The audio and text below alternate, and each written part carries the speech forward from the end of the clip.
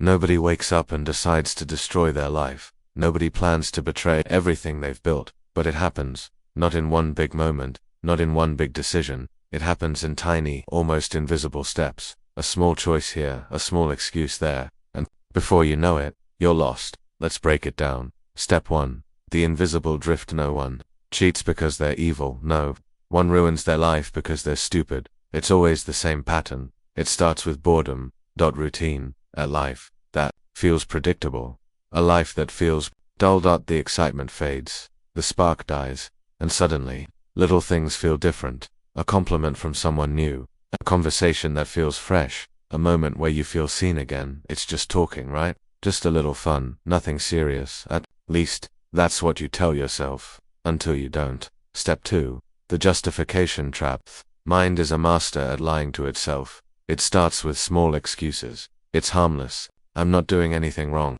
If my life was better, I wouldn't need this. One excuse at a time. One tiny betrayal at a time. The guilt fades. The justifications grow. And the worst part, you start believing them. The line between right and wrong. It disappears, and you don't even notice. Step 3. The point of no return. A very bad decision has a tipping point. The first message. The first secret. The first real lie. At first it feels uncomfortable, but the second time, easier. The third feels normal. What you swore you'd never do now feels inevitable.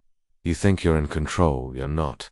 Because the moment you start hiding, you're already caught, not by others, by yourself. Step 4.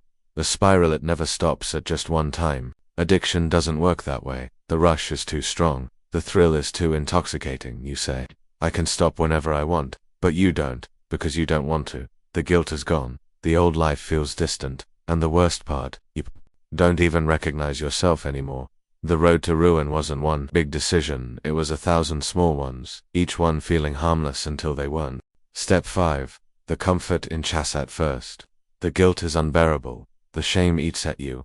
You tell yourself, this isn't me, but the mind adapts. What once felt wrong starts to feel normal. The lying gets easier, the excuses get stronger, and, before you know it, the chaos feels comfortable. Your old life feels distant. The new life feels real, even if it's built on a lie. Step 6. The shift in identity. Don't just cross a line, you become someone else. At first you were a person who would never do this. Now, you are the person who does. Your standards shift, your values change, and you don't even see it happening. The new version of you doesn't feel bad anymore because the old version of you is gone. Step 7. The addiction to the thrill. It's no longer about the person, it's about the feeling. The rush, the excitement, it's a drug. And like any drug, the high doesn't last. So, you chase more, you take bigger risks, push further, until you get caught or you spiral so far that you don't even care anymore. Step 8.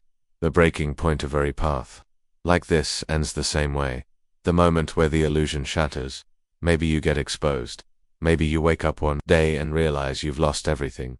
Your peace, your trust, your sense of self, and you ask, how did I get here? The answer, 1,000 tiny choices. None of them felt like the end, but together they were. Step 9. The aftermath. Some people recover, most don't. Some rebuild, most stay stuck. Because once you break something, it's never the same again.